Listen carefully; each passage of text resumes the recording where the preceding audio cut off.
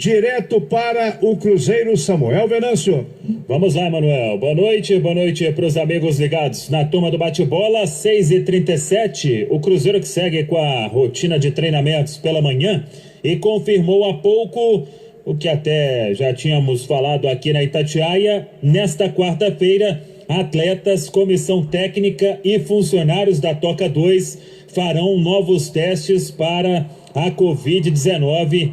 Os jogadores, então, no centro de treinamento. O Cruzeiro fez o teste na semana passada e repete agora. É o protocolo, né, que vai sendo seguido pelo departamento médico, ainda com aqueles 3 casos de Covid-19, o zagueiro Léo, o volante Jean e o Vinícius Popó. Eles devem repetir o teste nos próximos dias. O doutor Daniel Balfeld, em contato com a Itatiaia, falou que precisa ter um primeiro teste negativo. Depois de mais algum tempo, se repete o teste, dando negativo de novo, aí já com um período de uns 10 dias aproximadamente, o atleta é liberado para retornar às atividades. Todos estão bem melhores, aliás, todos assintomáticos, né? E só mantendo o isolamento social para se evitar aí que outras pessoas se contaminem. A OMS ontem falou que isso é pouco provável, voltou atrás, enfim, então o melhor é ficar em casa, isolado, sem contato com outras pessoas, e assim estão fazendo o Léo, o Vinícius Popó e o Jean. O Cruzeiro que está no mercado, aí já falando do departamento de futebol, e quero até ouvir o Léo Figueiredo, porque para contratar um está difícil. Imagina para achar 2 laterais pela direita no mercado. É que o Cruzeiro, com a saída do Edilson, não tem lateral direito no elenco. O Cruzeiro tinha o Edilson no início do ano e tinha o jovem Valdir. O Valdir até atuou algumas vezes, só que ele desceu para o sub-20. A base ainda nem retornou aos treinamentos. Então não tem o Edilson mais, que foi anunciada a saída dele na semana passada, e não tem o Valdir. E além disso, o Cruzeiro quer mais um lateral esquerdo. Isso já falamos há alguns meses aqui na Itatiaia, que é o desejo. O Cruzeiro tentou uma reaproximação com o Dodô, não conseguiu, e agora vai em busca de outro nome. E aí, eu quero saber de você 2 coisas, Léo Figueiredo. Primeiro, um pode ser o Daniel Guedes, mas tem a questão lá do doping. O outro lateral que o Cruzeiro vai buscar. E para a esquerda, o Cruzeiro tem 4 no elenco. Só que o Patrick Bray voltou com o aval da comissão técnica. Então ele já sai na frente, né? Tem o jovem Rafael Santos, tem o Marcelo Hermes e tem o João Lucas. O Globoesporte.com até publicou o interesse da Chape no Rafael Santos. A situação ainda não avançou. Esses 3 aí, 2 podem acabar perdendo espaço se chegar um lateral esquerdo. Essa missão para o Ricardo Drubsky, para a diretoria do Cruzeiro, tá tranquila, Léo? Não é tranquilo, Samuel, por 2 motivos. O primeiro deles porque historicamente não é fácil se arrumar lateral, principalmente lateral direito no Brasil. É muito difícil. Não à toa podemos usar o exemplo aqui que o Cruzeiro foi achar o Orejuela fora do país, né? E que agora está no Grêmio. Mas não é tão simples achar um bom lateral direito. O Cruzeiro está cavando no lugar certo. A situação do Daniel Guedes é um cara mais jovem e que teve problemas, agora está se recuperando desse problema do doping, mas que no Santos mostrou um bom futebol. Então o Cruzeiro tem que cavar para achar essas pedras, nem tanto lapidadas assim, mas que tem algum valor. A segunda dificuldade é a financeira, porque o Cruzeiro vai jogar a Série B, o Cruzeiro está se planejando para ter um orçamento dentro do que pode para jogar essa Série B.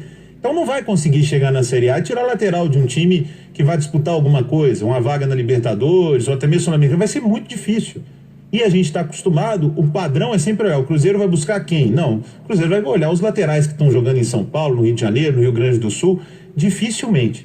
Então é uma missão complicada procurar esse jogador, e até mesmo porque na base a opção que era o Valdir, ele voltou para a base. Então, acho que fica bem claro que o Valdir ainda não estava pronto. O Cruzeiro vai ter que se desdobrar E se bobear, vai ter que gastar um pouco mais. Aí, Samuel, você imagina aquela história do cobertor, de tapar a cabeça e descobrir o pé. Ah, mas sonha com o Romero. Mas talvez o que investiria no Romero vai ter que gastar em 2, 3 laterais. Porque o Cruzeiro não tem muito dinheiro para investir. E vai investir em garotos jovens, porque aí parceiro vai interessar e você vai apostar ou não? Você precisa de um lateral titular, para chegar e jogar a Série B, que você precisa pelo menos subir. Não tá fácil a missão do Drubsky não, viu, Samuel? Pois é, e aí você fala do Romero, ele joga de lateral, mas não é possível, porque ele vai e volta e vai pra lateral de novo. Acho que nem ele aceitaria. Se chegarem pra ele, Romero, nós vamos te trazer de volta, mas pra você quebrar aqui na lateral, aí vai falar, não, eu vou pra China. De novo.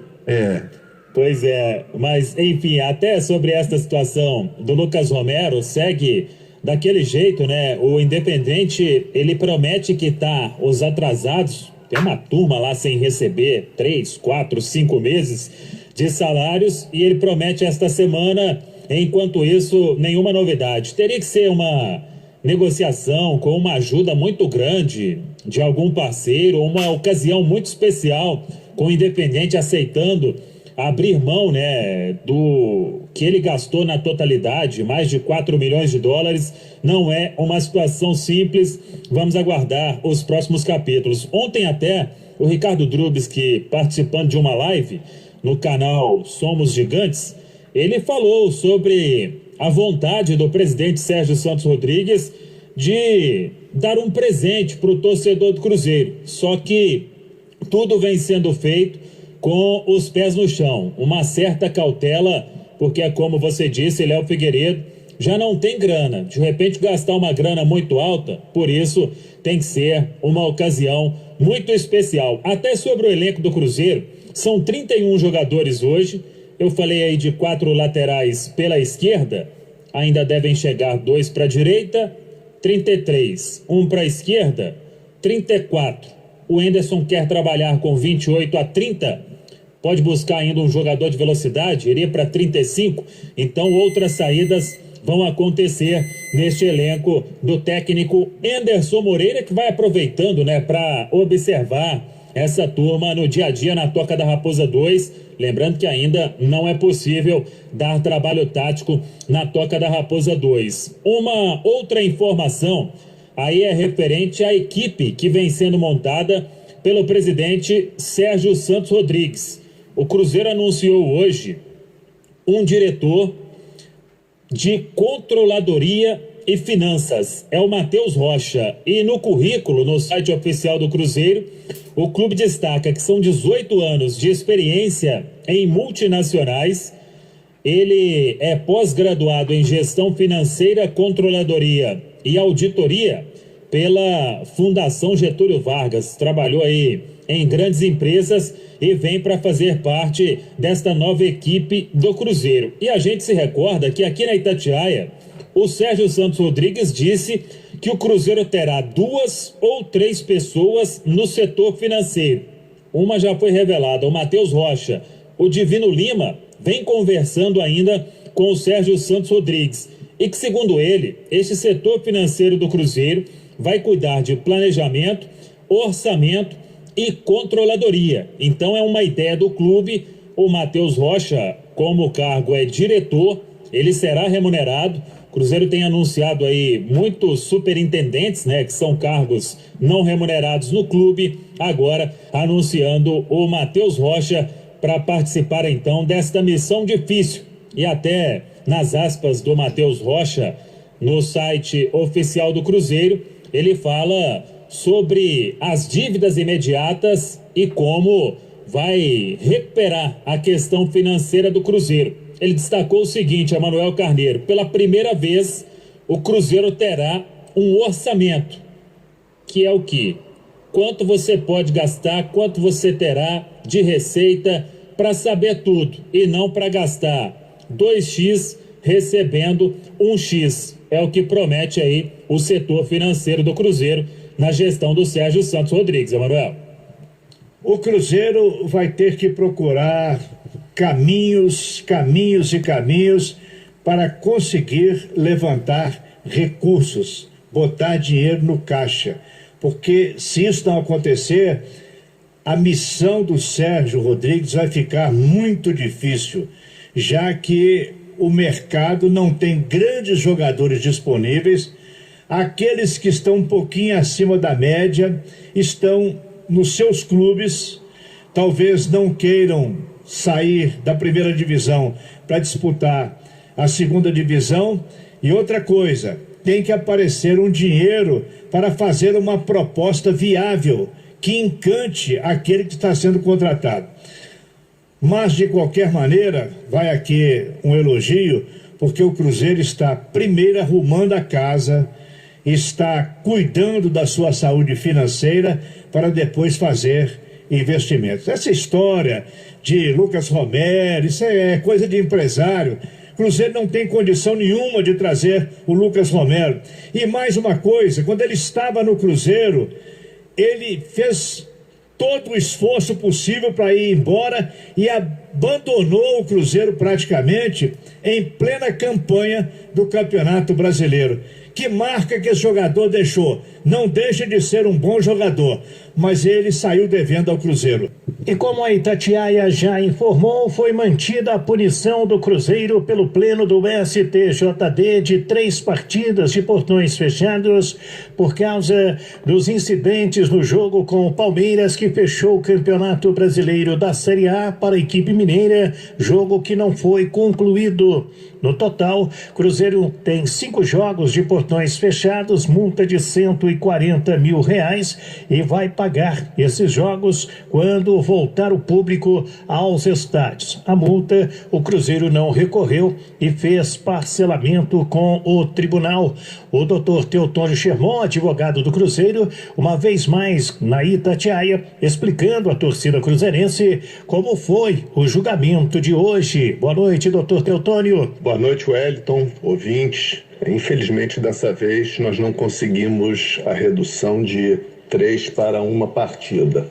Foi mantida a decisão de origem da comissão disciplinar. Então, no somatório de perdas de mando de campo, ficou 1 partida do jogo contra o Atlético, 1 partida do jogo contra o CSA e 3 partidas do jogo final do campeonato contra o Palmeiras. E o tribunal entendeu que esses fatos foram muito pesados, de extrema gravidade. Tentamos, inclusive, pedir que o tribunal seguisse os mesmos parâmetros dos julgamentos anteriores, a fim de prevalecer o objeto do recurso, que era o pedido de 1 partida só. Mas o tribunal entendeu que, nesse caso, o clube já estava sendo reincidente e que, portanto, não poderia manter a mesma dosimetria dos julgamentos anteriores. Essas partidas terão que ser cumpridas com portões fechados e somente após a liberação para o público. Essa foi uma outra discussão que nós colocamos para debate, porque o Cruzeiro entende que o regulamento das competições e o próprio CBJD não falam em formas distintas de cumprimento, ainda que em casos de força maior. Então, que a pena teria que ser cumprida assim que reiniciassem, as competições, com ou sem público. O tribunal baixou semana passada, o pleno baixou uma resolução 7 de 2020, criando essa nova modalidade de cumprimento de pena. Enfim, o Cruzeiro vai pensar a respeito, vai aguardar a lavratura do acórdão, mas vai respeitar e cumprir a decisão do tribunal. Obrigado ao doutor Teotônio Schermon, advogado do Cruzeiro, que não ficou satisfeito com o resultado de hoje. Esperava também a redução de partidas. O Cruzeiro, no total, tem 5 jogos para pagar de portões fechados.